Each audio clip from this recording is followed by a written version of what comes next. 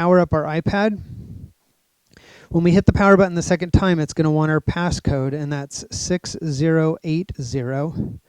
And that's going to get us into the main screen. And we're looking for the app Sling Studio. Sling Studio, we're going to press that. And it brings up Sling Studio console. Choose the 3 lines here.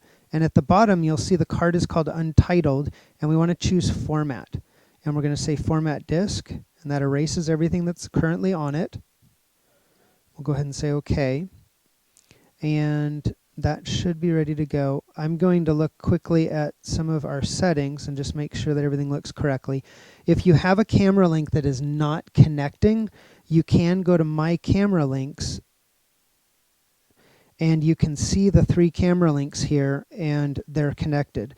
If one isn't connecting, there's a process where the directions are right here and it's kind of like Bluetooth. It'll sync up.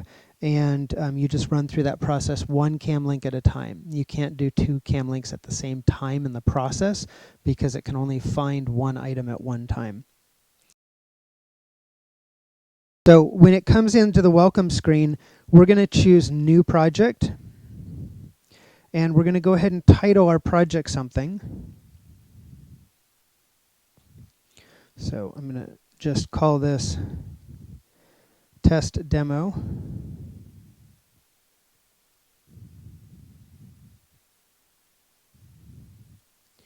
At Stadium. And we are going to go out for television, so 1080p 30. And I can drop down the keyboard. For our recording options, we want to make sure that we're recording the program. That's the live stream that's going out to YouTube. We also want to record our video sources. And that will be each individual camera as a separate file. And then if your coach wants, you can choose Quad View. And Quad View will film all 3 cameras and the program in the same screen. And so you can look at it on a large screen TV and actually pause and look and see exactly what is happening through all cameras and those different angles. So it's especially helpful for things like wrestling, baseball, softball, things that where someone can be in a position where all cameras can be on that person at the same time. Then we're going to save our project to the unit, and our live broadcasting, we're going to hit yes, and it should be ready to go because our destination should already be set as YouTube. And when I choose YouTube, I can go ahead and click on Stream Now or Live Event or create a new live event. I'm just going to choose Stream Now. And here I'll put in the title of our thing.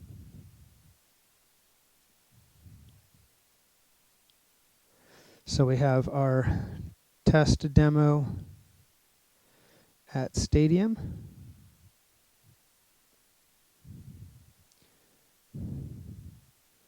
Then you can put in a description if you want to. For privacy, we want to set it to public if you want the audience to be able to watch it live. If you don't want them to watch it live and you want to release it later, you can set that to either private or unlisted. And if it's on unlisted, then you can see the link for it yourself and email that out to certain people that want to watch it. We're going to go ahead and set destination. And that's good to go. So our YouTube channel and live broadcasting is all set up. And then now I'm going to hit create.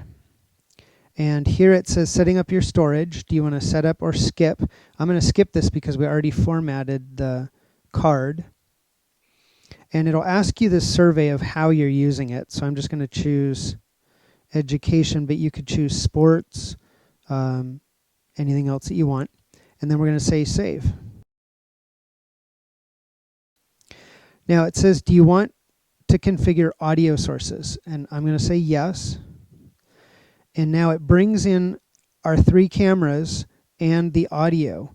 And here you can see that we have Camlink 3, Camlink 2, and Camlink 1. And that's because of the order that they are here, 3, 2, 1. I like 1 to be up on top, so I'm going to click and hold it down, and then I'm going to drag it into that place.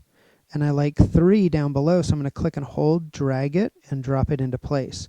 Now I have camera 1, 2, and 3.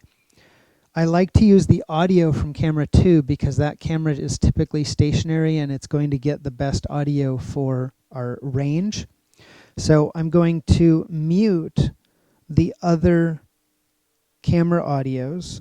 So I'm hitting the little speaker button and it goes mute on me. Now you have on an AFV. AFV stands for audio follows video, and we want to make sure that it's turned off.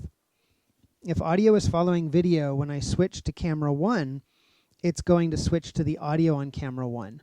And then when I switch to camera 3, it will switch to that camera's audio. And you'll actually hear a change in the audio. And it makes the audience really realize that you're filming it with different cameras. So we want to just choose on for cam link number 2. And it really does not like my fingers right now. There we go.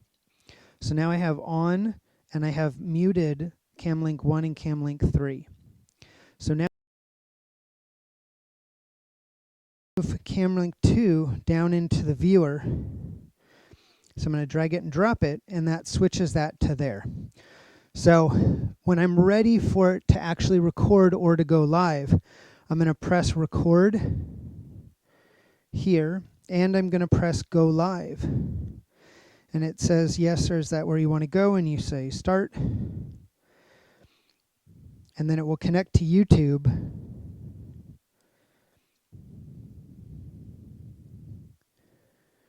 And it's going to start live. So now I'm going to move camera 1's video down into there. And then here I can choose to switch between the different views. So I just simply grab and drop, or I can double click on another camera view to change that. And we'll put in another video showing this actually streaming. We'll record it from the actual iPad at some point. When you're finished though, you're going to hit go live one more time to stop it. And you're going to hit stop on the record. Say okay. Now it's really important to let it process and finish the video. And then when that turns off, it will stop broadcasting and stop recording. Now you know you're finished and you can actually shut it off. So I'm going to power off the iPad. And then I'll power off my cam links and my cameras. Then simply roll everything back up the same way it was. Place it back into the bins in the box, and you're ready to go.